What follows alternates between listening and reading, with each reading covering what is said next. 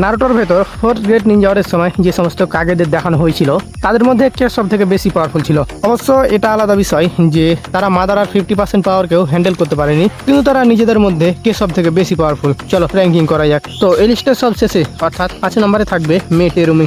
যদিও তার কাছে দুটি কেকে কেনকাই আছে, কিন্তু তবুও সে অন্যান্য কাগেদের থেকে অনেক বেশি উইক এবং কম্ব্যাটের ভেতরেও খুব বেশি ভালো পারফরমেন্স করতে পারে না। তো এরপর নাম্বার 4-এ রয়েছে গারা।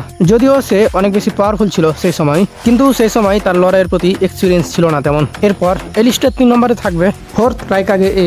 এর কারণ হলো স্পিড, স্ট্রেংথ এবং এক্সপিরিয়েন্সের দিক থেকে সে গারা এবং মেটেরুমির থেকে অনেক বেশি উপরে। এরপর এই লিস্টের 2 নম্বরে রয়েছে আমাদের লেডি সুনাডে। কেননা সে এক হাত দিয়ে মাদার সাথে ফাইট করেছে এবং অন্য হাত দিয়ে সে নিজেকে এবং অন্যদেরও হিল করেছে, আর এই কারণেই আমার মনে হয় সে 2 নম্বর স্পট ডিজার্ভ করে। এবং সব শেষে নাম্বার 1-এ রয়েছে ইনুকি, যে কিনা তার এক্সপিরিয়েন্স এবং পার্টিকাল স্টাইলের জন্য অনেক বেশি ডেঞ্জারাস। এই বান্দা লিটারালি মাদারের সাথে 2বার ফাইট করেছে এবং সে সেখান থেকে সম্পূর্ণ বেঁচে ফিরে এসেছে।